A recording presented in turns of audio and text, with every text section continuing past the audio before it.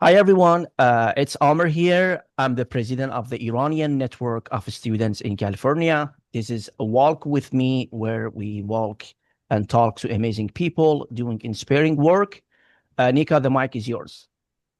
Hi, my name is Nika. I'm Vice President of Finance and Internal Affairs. And our guest here is Sam Poursafar. He's a law student from UCLA. Hi everyone, my name is Sam. As Nico said, I'm a law student at UCLA. My I'm interested in business law and I'm the co-president of the Iranian Law Students Association here at UCLA Law. Right. Thank you so much, Sam. Let me ask you the first question. What inspired you to study law and why did you choose business law? Yeah, so I was always interested in business and that's what I wanted to go into for my undergrad.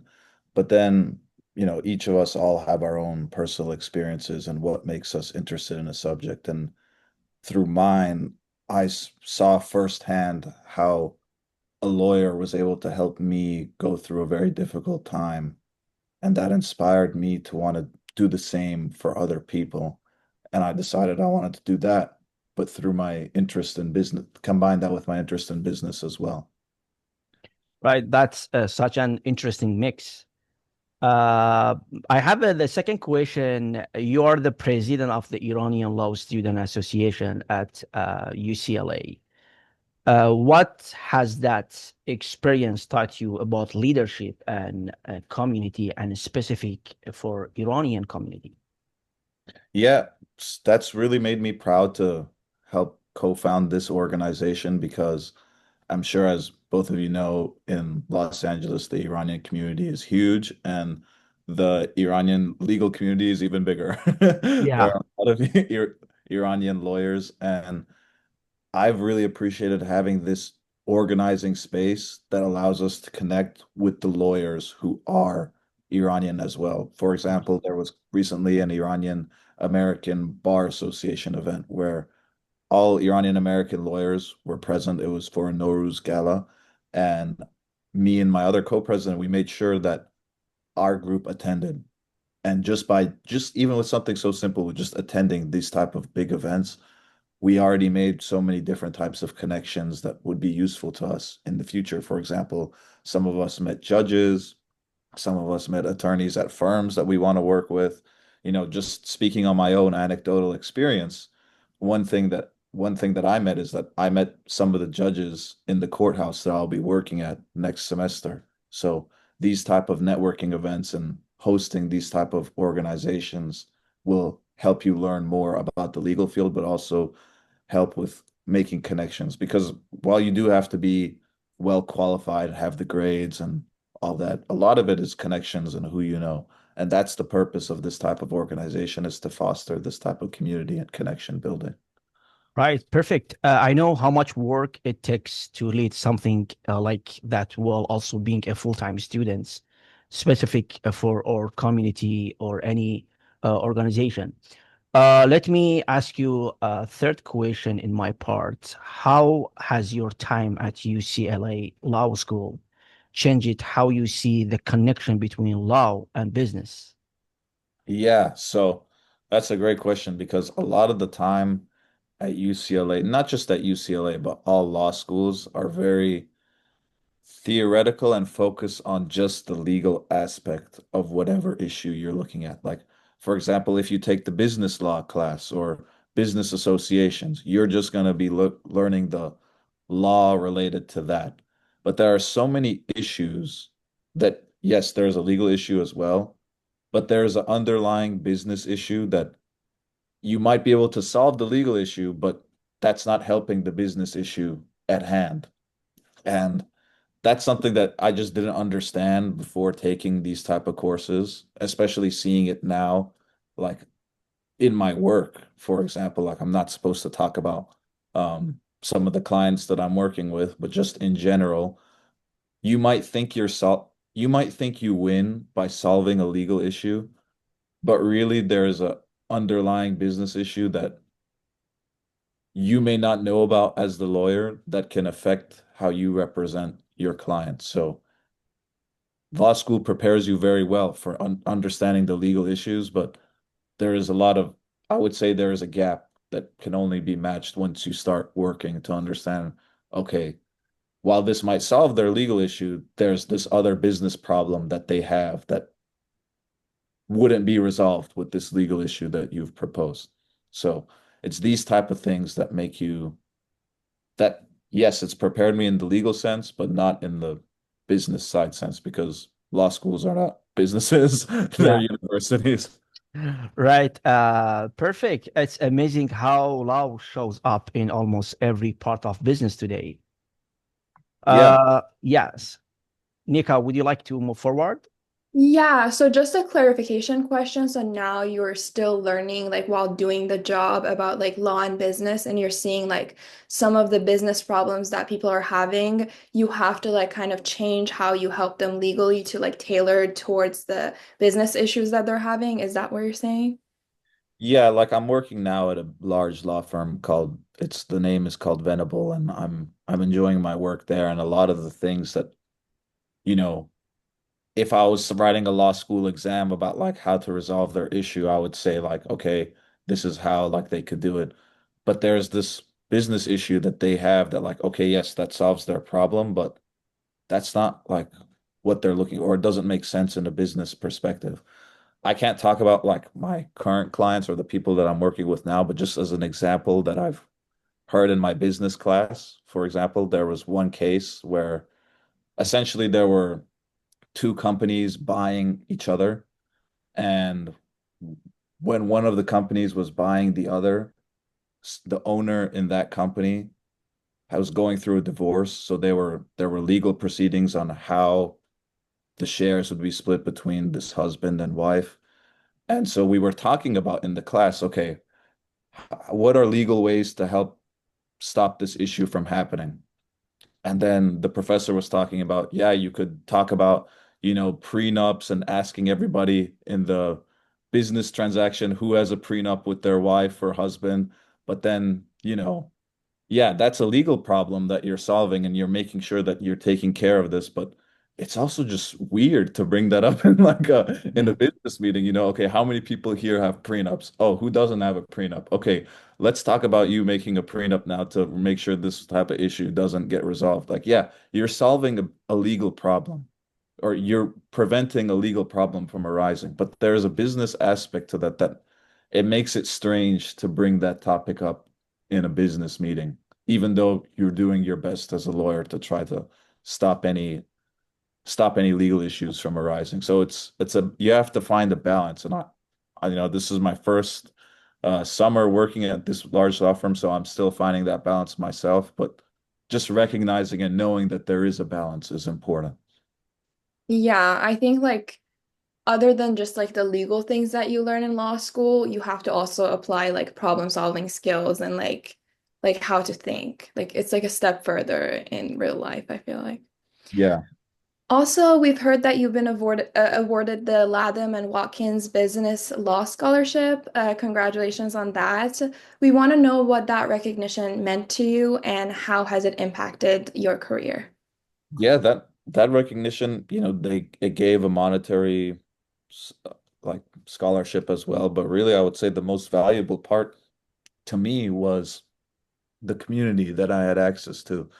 We, me and the other scholars we had this space where we could coordinate and network with each other and really uplift each other, but we also had connections to the previous scholars who were awarded the scholarship for us, and they were mentors to us to guide us and navigate what type of law we wanted to specialize in. They had advice for what each type could look like. And I would be doing a disservice if I didn't talk about the scholarship mentor that I was given, that I had as a result of being awarded the scholarship, who's Jim Burrell. He's now a retired partner from the law firm Latham and Watkins, and he works now at UCLA Law. He's running the scholarship group I that I was awarded in, and he's really helped me a tremendous amount. Especially coming from somebody who's I didn't come from a family of lawyers, so this was a very new field for me, he was always there to support me and tell me, okay, like tell me more about which each type of field is like, and would always help open doors for me, like for some of like my interviews, he since he's like a retired partner, he knows a lot of people. I would basically get an open door or get a chance at an interview just because of his word. And that's really showed me, it meant a lot to me, and it showed me how much value there is in networking with someone and finding a mentor. And so I would encourage anybody who's going to law school or any type of field to find some mentor that really cares about you. And I would say Mr. Jim Burrell definitely really cares about me and the other people in the scholarship group. So I'm very grateful for him and what he's been able to do for me. That's amazing. When did you know for sure that you want to do like business law? I knew because like I said, going into college, I knew I wanted to do business. But then after my experiences showing me that law is something I'm interested in, I wanted to combine the two. And so I had an opportunity to explore that at UCLA in my undergrad time by creating a group. And this group was called the Business Law and Investing Society. So basically I had that opportunity to explore what business law could look like. And so what I did with this club, my team and I, is that we hosted these type of networking events with lawyers from these large firms to come and speak to us at UCLA about what their job is like. And also if for us to get hired as well as paralegals or any type of networking, and that allowed me to explore my interest there. We also hosted a undergraduate law review where students would write about pressing legal issues or legal issues that haven't been resolved by the Supreme Court or higher courts. And we made that tailored to specifically business law. So that was another avenue for me to explore that type of interest since I was involved in setting the law review up as well. That's really impressive that you did all that in your undergrad.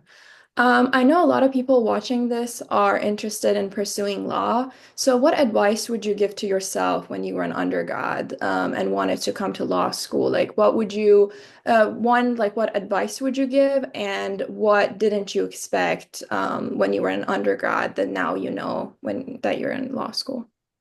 Yeah, I would definitely say to start, if you know you definitely want to do law school, start studying for the LSAT early.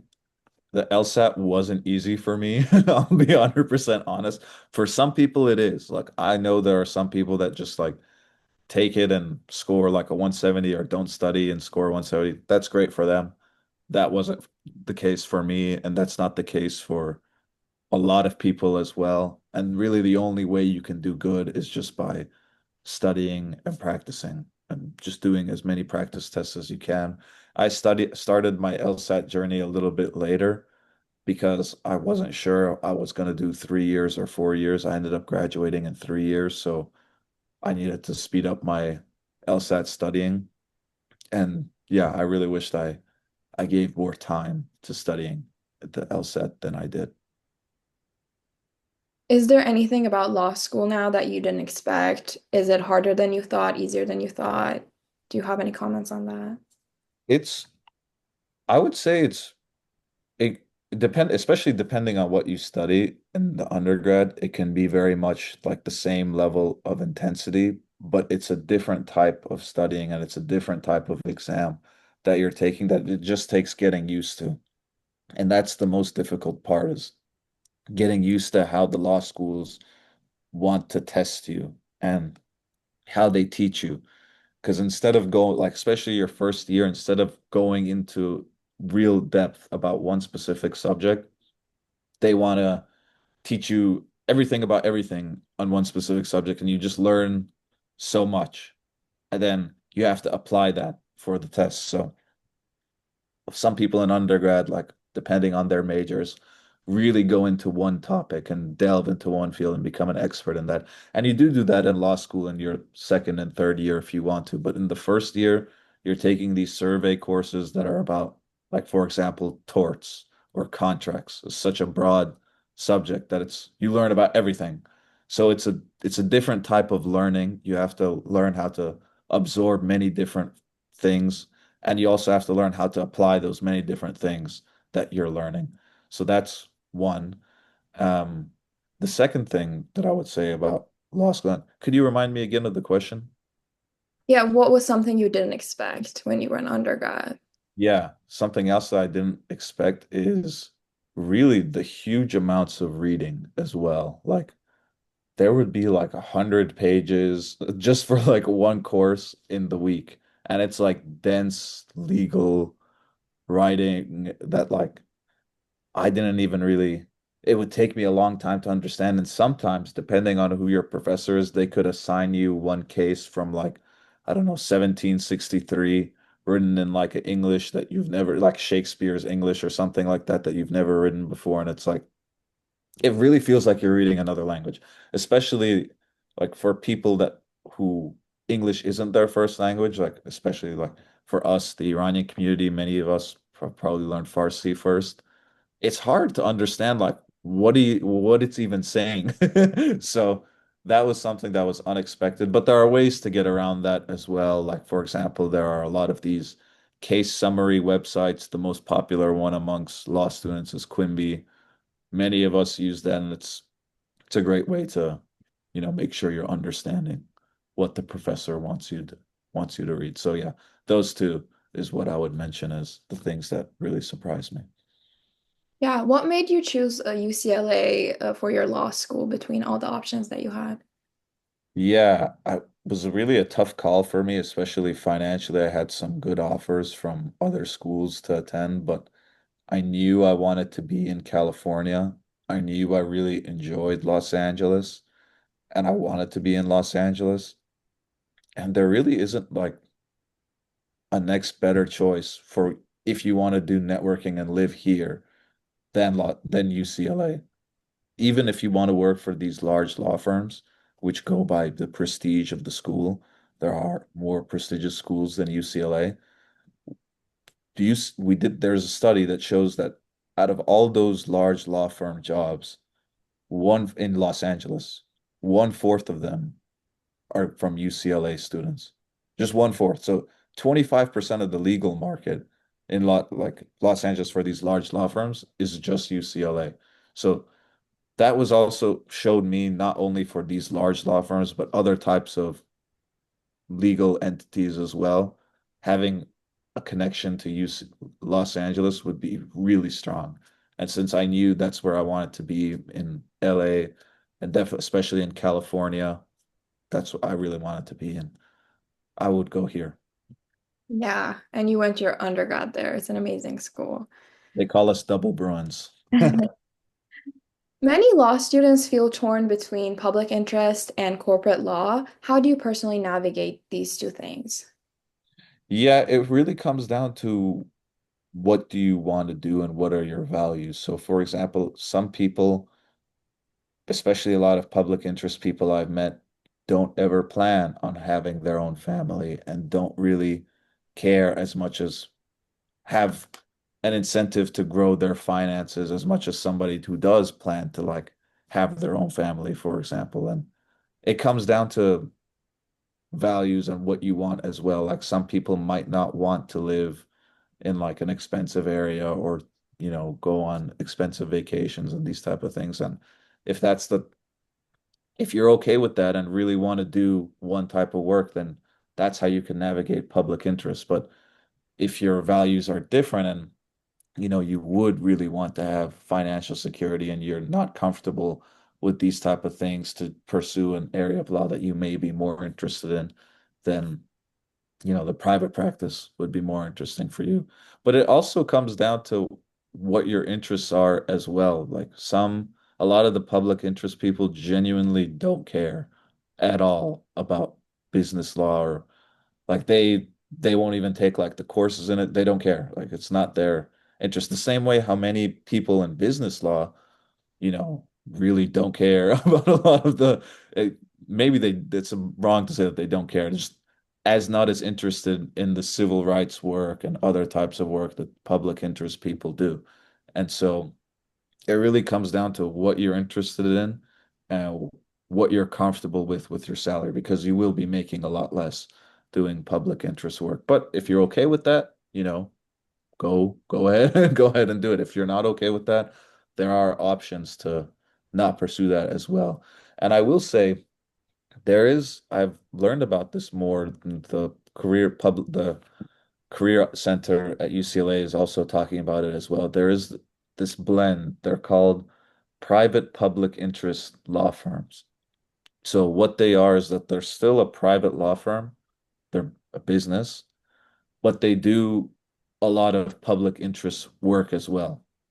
So how does that work? For example, they will do a lot of discrimination suits against employees or whistleblower actions from employees from large companies or from local governments that they're doing a whistleblower suit. These type of things, these type of lawsuits, you can get a lot of money from a discrimination suit or a whistleblower suit. And these private law firms will handle that, but it's for a public good. It's for something that's for public interest. So there is also a mix between between the two, public interest and private practice, that I didn't even know about before starting law school. But once I came, I found out that this is also something else as well. So even for people who are interested in both, there is an avenue to do both as well. Yeah, it's so amazing that you have so many options and you can find what best fits your personality and the goals you have for your life. Also, we wanted to ask, what are some challenges that you face as a first generation Iranian American law student, and how did you overcome those challenges? Yeah, so for me, I would definitely talk about that. I didn't have any idea what like the practice of law would really look like. I knew I wanted to be a lawyer, but I didn't really know what being a lawyer meant. And so one way I was able to, this would still say I'm something that I'm working on, but one way I've been able to work on this is like how I said previously, it's finding mentors. My scholarship mentor, like Jim Burrell, has really, really helped me in navigating that path. And not only through him, but I would always take advantage of other mentorship opportunities that the law school provided. For example, I still have a mentor. Everyone who's a first year gets assigned a mentor and I'm still assigned with my attorney mentor that I've been with since my first year. But I also made sure even before law school to make connections and find mentors that are junior lawyers. And I'm still in contact and still frequently meet with the person that was my mentor. I was an undergrad at the time, and he just finished law school. Now he's a junior attorney. I'm in law school, but I still keep contact with him, and he's helped me a lot. He's working at a big firm, and he was the one who told me what the firm life would really look like, and that's something that was important for me when I was making my career decisions about where I want to work in the future. And having his perspective showed me, okay, this is what it would look like versus what it would look like if I just search it up online and see all the horror stories on Reddit and all the other forums. And I would also say, especially since I'm Iranian American, if you're in a place like California, there are so many Iranian Americans doing whatever type of field. I mean, I know like the stereotype is that we're either lawyers, doctors, or engineers, but even in other fields, like there are a lot of Iranians doing that any type of work, but especially in those three, there is one for lawyers. It's called the Iranian-American Bar Association. They have a program just for students to match you with mentors, and you can go to their events and meet the lawyers there who are willing to be your mentors. So that was another avenue as well for me. Really, just the main important thing that I would stress is finding a mentor in whatever capacity you can, whether it's through your scholarship group, whether it's through your school, whether it's through these type of bar associations. They're there, they're willing to help. You just have to push yourself to go and find them. Yeah, you didn't let being a first generation Iranian American law student stop you. You went out there and found your own network and connections, and that really helps you know what the job is like. So, the next question is, as you go ahead into your last year of law school and ahead, what are some goals you have for yourself? One goal I is just to enjoy. This is going to be probably my last year being a student, and so I want to enjoy that. It's a different type of lifestyle than working. Another goal that I have to be healthy. I know that it's a trend with lawyers is that they have substance abuse problems, and I want to, just be healthy and avoid any problems that plague the legal industry and just be happy. I felt like I've achieved a lot of the things that I wanted to achieve. So my goals for this last year is just to enjoy, be happy, be healthy. Those are the most important things. Really, I remember one the right before my final, my 1L civil procedure professor told me something that I've never forgotten. And she said, no matter what happens in your life, no, even if you fail the class and you get like the worst grade possible, the three most important things in your life is first your health. Because if you're not healthy, you're not going to enjoy, even if you're doing whatever thing you want to do with your career. The second is your family, being close with your parents and those around you. And the third is your friends. If you have those three things, your life is going to be great. And I didn't listen to her at first. I thought it was mostly, no, it's just career, career, career. And your career is important, but really those three things are the most important, I would say. So I want to focus on that going into my last year. I would agree. I think a lot of times, if you even fail a test, you can redo it. But some things like health, like time lost with your family, those things can't be reversed. And for our last question, if you could change one thing about the legal education, what would it be and why? I would say to to make more, there are two types of lawyers. There are litigators, the people that go into the courtroom, and then there are transactional attorneys, the people that aren't in the courtrooms but are in the meetings and doing the legal work behind whatever transaction there is. Law schools have started to change and they're trying to have more transactional work for students and have more transactional classes, but I would still say it's pretty limited. Like your first year, you're only learning essentially how to be a litigator. That's like what you're doing, especially in your first semester. You don't get to choose your classes. They're all classes focused on litigation. And the vast majority of classes that you have access to in your second and third year are all classes that are essentially related to litigation. There are courses in transactional work.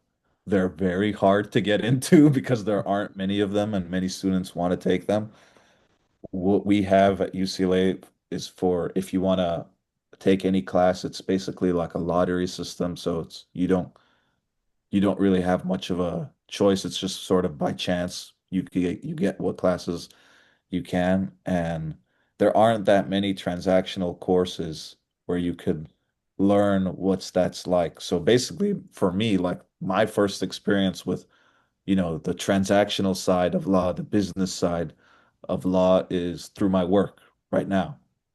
And I just wish that there was an opportunity, that there were more opportunities that I could explore that in a classroom before entering and doing it for the first time in my work. Because, for example, for a lot of right now in my job, I'm doing both litigation and transactional work. And I feel like law school has prepared me well for the litigation focused tasks. Like I know how to do legal research for an issue. I know how to prepare a brief. I know like these type of things. I might not like know how to do it 100% completely on my own, but at least I've done it before and I know what it's like. But for the transactional work, it's something that's very new to me. I don't even know how to get started. Like that's something that I'd have to put in more hours to my, if I was given a task on that, I would have to put in more hours just to learn how do I even start this. And so that's something I would change about law schools to make it more make more transactional classes just for students who are interested in that to be able to pursue because it's useful even if you don't end up doing transactional law or the transaction side, just to have experience with that. That was an amazing point. I know you're really busy. Thank you so much for giving us your time. It was really like motivating to hear another like first generation student do what I potentially want to do. I know that it was probably motivating for a lot of other people. You were very like real and you gave us a lot of good advice. I think a lot of us do look at like you said, like Reddit and like those horror stories. So it's really nice to hear someone's like actual experience. So thank you so much for doing this. We appreciate it. And yeah, I think that was our last question. Amr, if you want to say Thank anything. you so much, Sam, for sharing your story with us. This was such an honest and motivation conversations. I know a lot of people listening will feel inspired by what you have said today. We wish you the best with everything coming up in your journey. You have a good one. Thank you so much. Feel free to share my email or contact information with whoever would like to know more or connect. Sure. Thank you so Thank much. you.